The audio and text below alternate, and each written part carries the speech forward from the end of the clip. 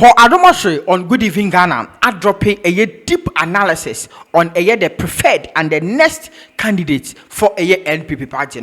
Being it Canada, Japan, Dr. Alhaji Mahmoud Bawumia, Brian Champo, and a Duchum or Munyinedi Asha say a popeba out. And now the 17th June 2025. A NPP party no meeting NEC a can say and Sama about Tom Monti Chirma. A 31st January 2026 and a mobile cop presidential primaries. Delegate system no so December and on behese omobeti me abiem. Adom Otchere e dey same way na ho encomacha say analysis on the meeting and yema e happen you meeting him will reveal the preferred candidate for the party. So Dr. Mahamudu Bawumia came first in the last primaries and represented the NPP at the election. Kennedy Ohene Japan came second and he's running again. Dr. Osei Oduchum has indicated that he's also running for the position. And Kwabena Ejie Japan has told me personally that he's preparing to start in July.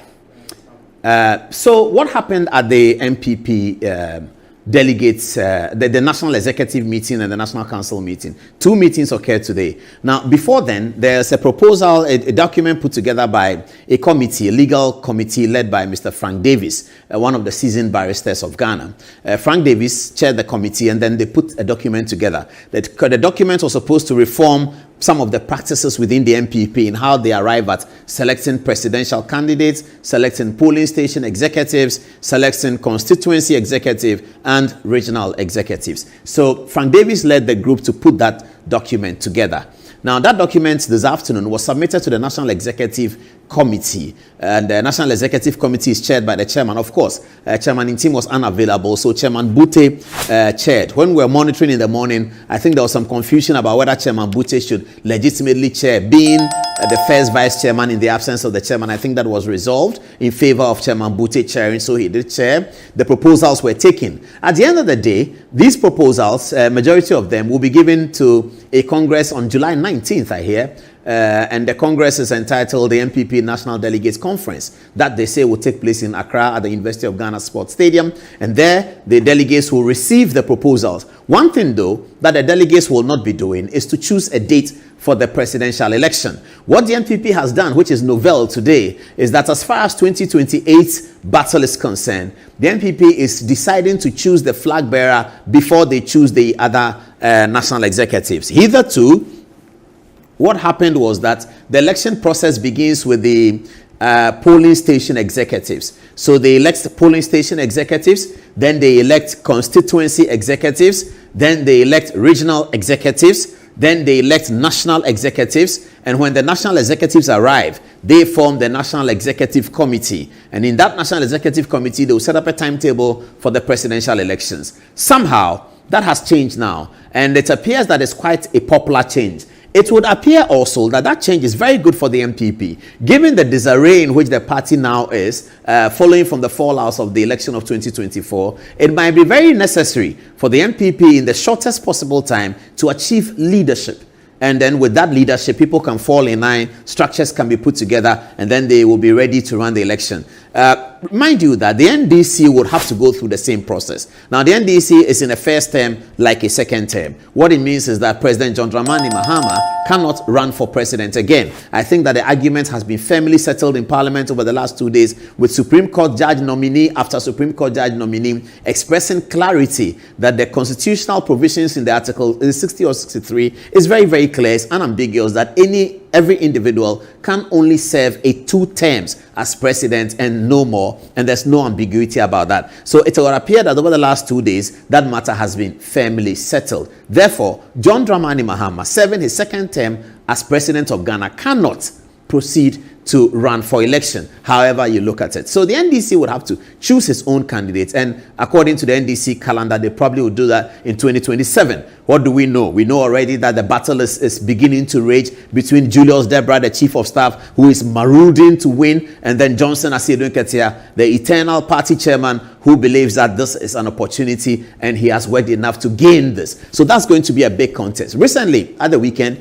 I was talking to one important NDC person, and he told me that there's a third leg of the conversation. The third leg of the conversation is that Professor Dowona Otchere is going to be pushed to be the flag bearer with a running mate of Idrisu Haruna, the Minister for Education. That looks like an interesting ticket. On Julius Debra's ticket, if he wins, people say that Ibrahim Mahama, the president's brother, is being thought about as the running mate. On Johnson Asiedu Nketiah's ticket, if he wins, people say that Speaker Bagbin, Alban Sumanu Kingsford Bagbin, is being thought of as running mate if Johnson Asiedu Nketiah wins. So you're going to have Asiedu Nketiah and Bagbin ticket on one leg, Julius Debra and Ibrahim Mahama on another leg, and Dowona Otchere and Idrisu Haruna on another leg. I don't know how that's going to pan out, but the fact is that the NDC are going to have to choose a presidential candidate. In view of that, many of the analysts think that the NPP's decision today is the best decision for the party given the disarray. Ignore the polling station, ignore the constituency, ignore the region, and go straight for the flag bearer. I think for these people on the television here, this is very good for them because they're going to have to spend less money. So right from today until January, Dr. Muhammadu Bawumia is going to... NPP Adom Otchere nense match say or drop about a NPP party no the next candidate 31st January 2026 on meko no makwa yi nipa obeli di party no candidate Japan Bawumia Educhum and Brian Champon concentrate on getting people to re-elect him as the party's flag bearer. He doesn't have to worry about who am I supporting in polling station 1.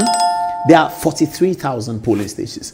He doesn't have to worry about who am I supporting in polling station 2 up to 43,000. He doesn't have to worry about that now. He'll worry about that later, but not now. He doesn't have to worry about constituencies. There are 276 constituencies. He doesn't have to worry about who am I supporting in which constituency. He doesn't have to worry about which regional chairman am I supporting. Am I supporting Chairman Wuntumi to be regional chairman again, or am I supporting Goka to be regional chairman? He doesn't have to worry about. Kennedy Japan here also doesn't have to worry about that. They all have to focus on selling their message to the delegates. The NPP also said something today. They say that there will be a minimal expansion of the electoral college that elects the presidential candidate. We know that the electoral college is polling station executives, constituency executives, regional executives, and the national executives, and sometimes former national executives. Today, they put a new agenda which will be endorsed by the Congress in July at Legon. What they are suggesting is that as far as polling station is concerned, each polling station has 5 executives. There should be 2 more added. And then the electoral area executives used to be 1. There should be 5 more. Electoral area is by some calculation that the Electoral Commission has. So it's not 1 polling station, 1 electoral area. I think it's 10 polling stations to 1 electoral area, something like that. And then in terms of constituency executives, former constituency executives should be added. The big one I noticed is former ministers and former MPs, all to be added to the Electoral College. So the Congress will decide that. And then the Congress will decide whether the new electoral college should elect the presidential candidates in January or it should be the old electoral college. Many of the people I spoke to at Alisa think that the new electoral college should elect a new flag bearer. So I think by and large it is fair, it's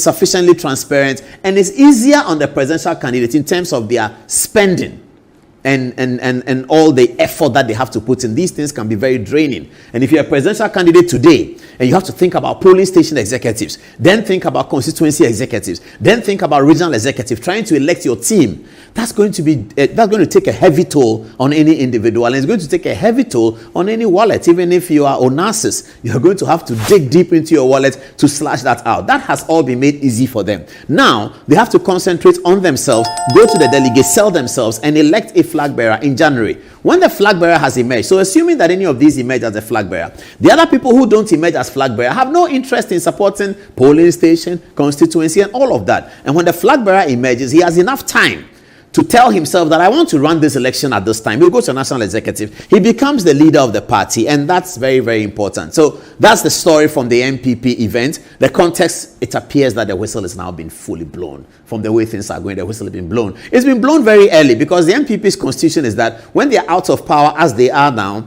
the presidential candidates are elected 2 years before the election. That will come to December 2026. But now they are deciding that they are going to do it something like 2.5 years or something like that. So January 26 to December 28 is what? It's 2 years and 9-10 months, something like that. So that's much longer. So good luck to the NPP, and it tells that a lot of thinking is going into policy. Politics and football are 2 things that you cannot you cannot be hypocritical about. If you go to the football game and you've been beaten, you've been beaten. If you go to the election and you've been beaten, you've been beaten. You can't say anything about that. The bragging rights have gone away from you. And it helps people to identify who they are. It helps people to settle down. It helps people to assess their strength and their weaknesses very, very well. And these are victories or defeats that you cannot quarrel about. You've lost, you've lost. You know, when Arsenal beat Real Madrid by 3-0, no matter the pedigree of Real Madrid, on that night, Arsenal was the stronger team, was the better team,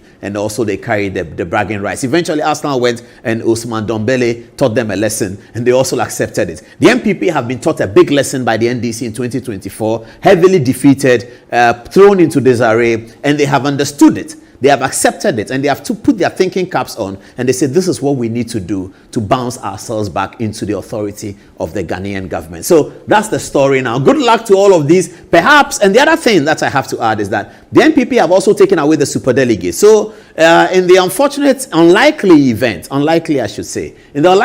that there are 20 aspirants that eventually show up for the contest, all 20 aspirants will be on the ballot in January. But that's very unlikely. So we are thinking that in addition to these 1, 2, 3, 4, it's no NHS Paul Adom Otchere on Good Evening Ghana. Nesema what they atujwa ne analysis what inkomo about the next candidates to lead a NPP party no. Aha ye Dowona TV. Chewadwen e comment section.